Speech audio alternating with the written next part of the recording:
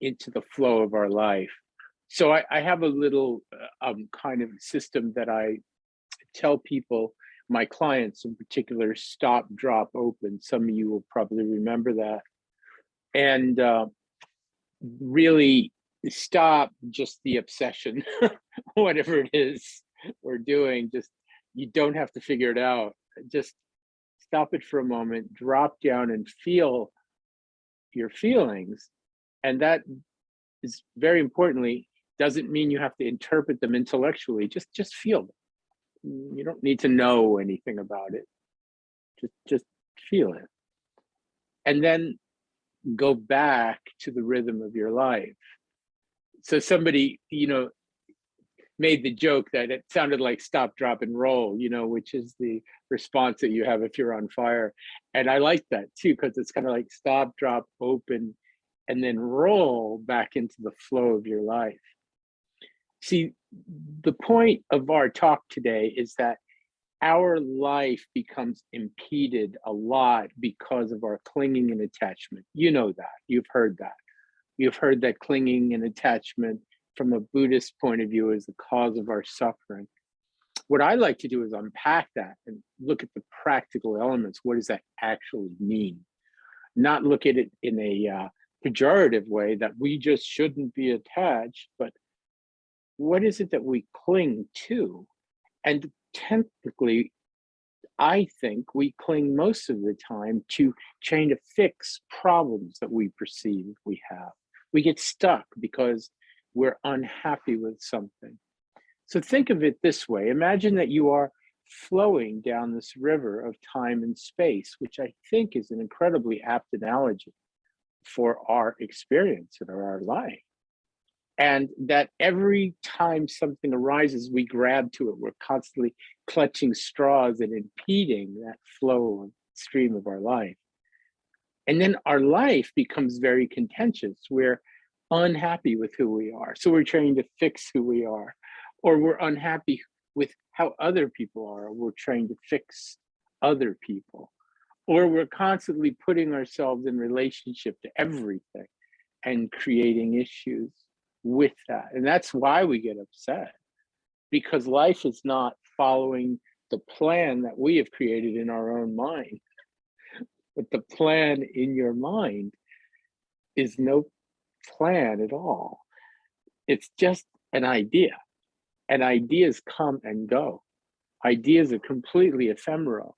And we don't even hold to our ideas for any length of time.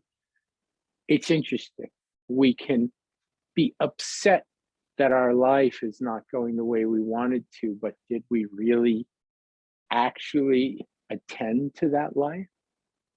So what I recommend, looking at it from a kind of a Buddhist point of view, and some of you, when you were mentioning visualizations and all of this, you could just drop all of those projects. And the idea is just to relax into your being. And the more we could relax into our being and pay attention, the more clearly we'll know what our next right move is, right? So we get into problems and we get sucked up in the brain and we get all tied up in here, but that has nothing to do with what's actually happening, right? Stop, drop down into our experience and actually open to what's happening and respond to what's there. That's a way to begin to flow through life. It's really much easier than we make it. In fact, it's actually much easier than we're doing it. The point is, how can I progress along the path of Dharma? It's not by working harder. How can I progress along the path of spiritual understanding? It's not by creating more pressure for yourself. How can I become a better, more compassionate person? It's not by beating yourself up.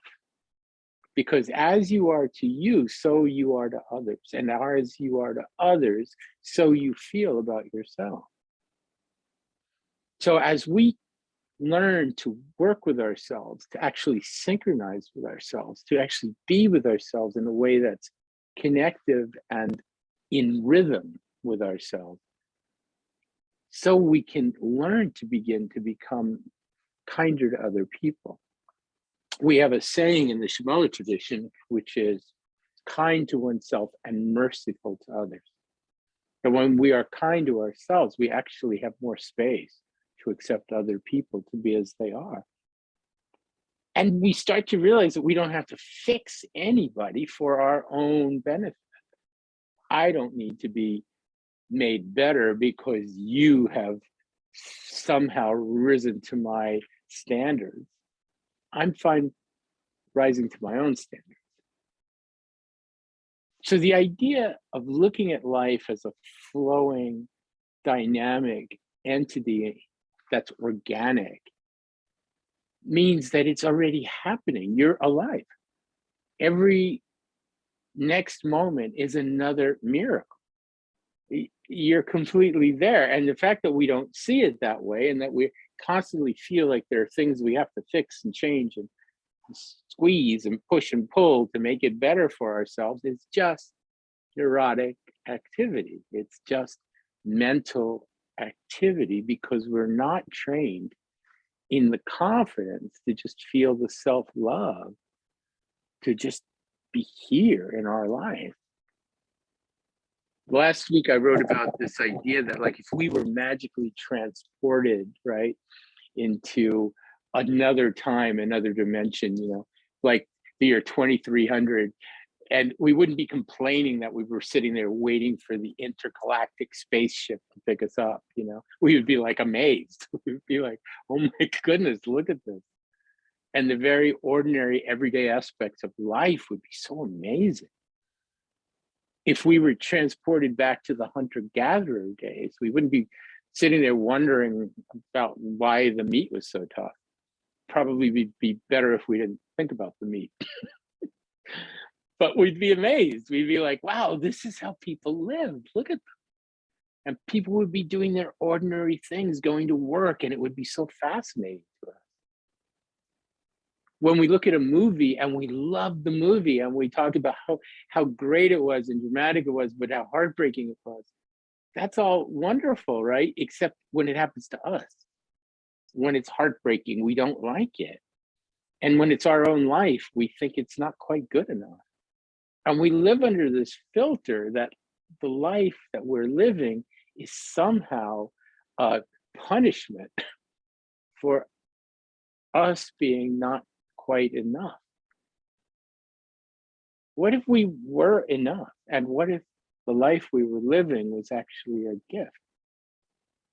What if we could just relax and be present with our life? Then it might have this experience of flow, right? This flow theory idea.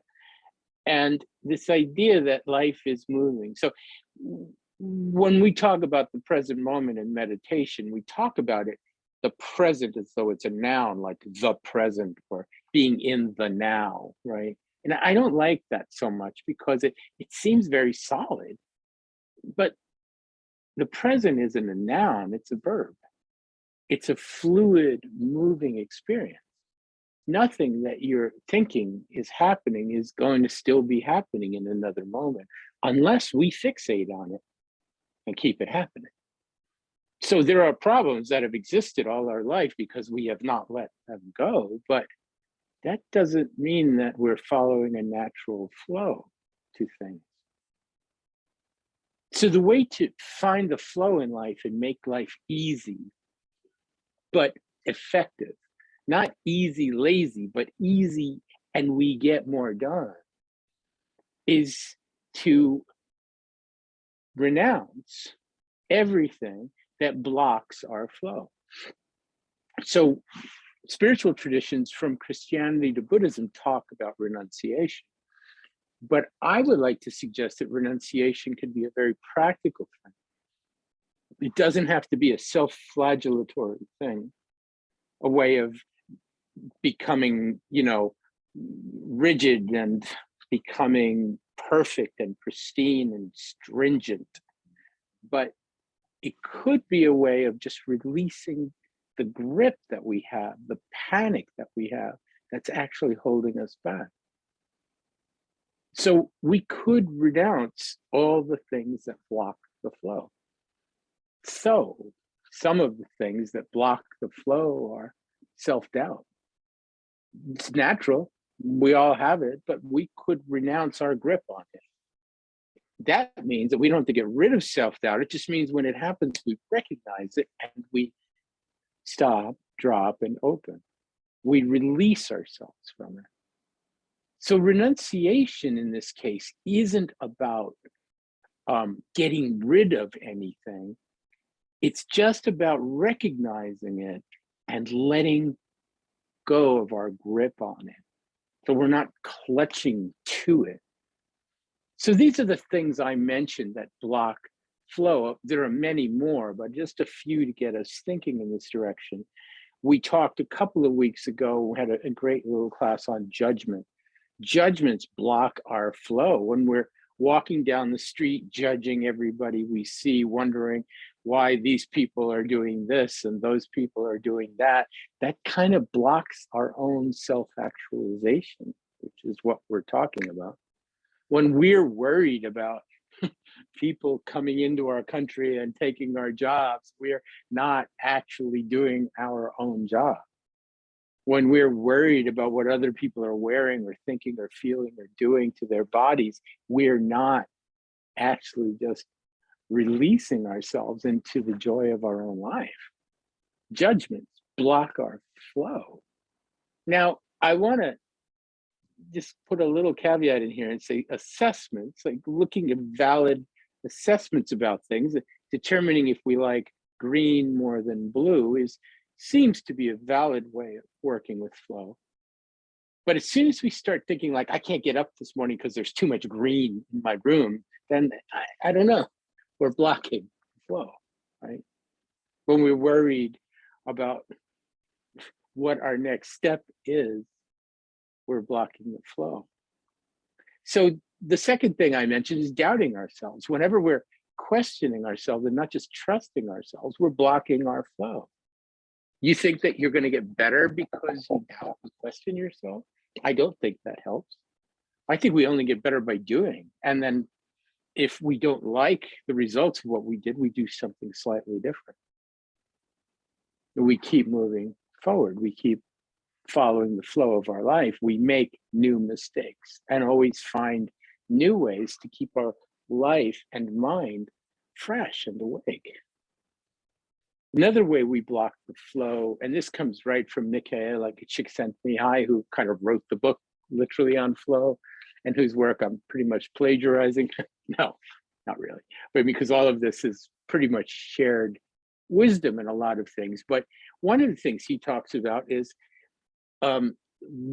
having a grip on what other people want us to be. Like that we're living a life for someone else. And we might not even notice that. We might not even think of it that way.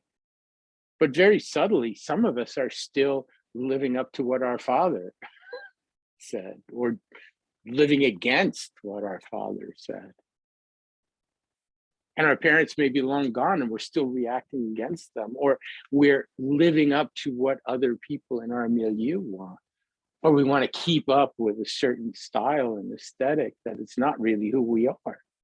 That blocks flow, worrying about what other people think of us as our own, the source of our own value. How crazy is that? Now, we might do it, but I think the work for a practitioner, a meditation practitioner, is to become aware of that. How much about my life am I expecting other people to validate for me? And how does that ever help me? How does that ever give me the confidence to relax and just be myself? Trying to do what other people want, doubting myself, living under all of these resentments and judgments are all ways that I lock myself into my life and create a situation where I'm keeping my life from flowing. I'm locking myself in. And there's a saying in the 12-step tradition of let go and let God. And that doesn't have to be a religious point of view. You could kind of say let go and just let it be.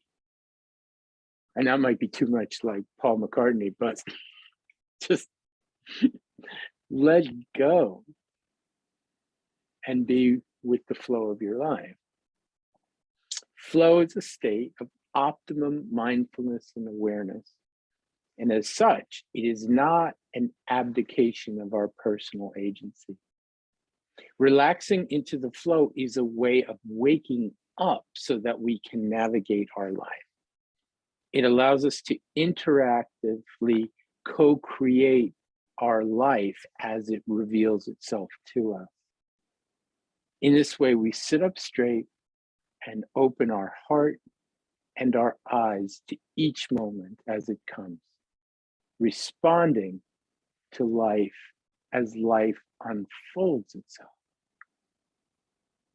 You see how that's different than being locked into the idea of what we think our life should be. Relaxing, following the flow as soon as you find yourself getting upset about anything, you are blocking the flow of your life. No matter how justified your mind tells you that you should be upset and angry over this exchange that you had with somebody, in fact, you are wasting the precious time that you have left on the planet. Whenever we catch ourselves getting upset, stop, drop, just feel ourselves in our body, release the grip that we have, and go back into the flow of things. In time, you will find that you could just deflect all of these things off you. You get really upset about something and you notice it, smile at it, and just allow it to move by as we keep moving forward. And that actually is a state of grace when it comes to mindfulness and awareness practice. We never are perfect. We never are serene, and we certainly never are still. We're always moving, and we're always developing, and we're always learning. Or we're fixating and stuck and fighting. So it's your choice. And if you're like me, you will choose flow and continually block your flow again and again. So the process becomes one of recognizing that. What am I doing? I'm fighting with my brother in my head. How is that helping me in my life right now? And just stop, drop, feel whatever's here. It doesn't have to have any story to it, just be with it. And let go of the tension in the body, let go of the grip in the mind. And then just find your way back into the flow, which is already there. So you don't have to create flow. You just have to join the party. Just keep coming back to the party. Okay, so thank you. And we're open for a general discussion.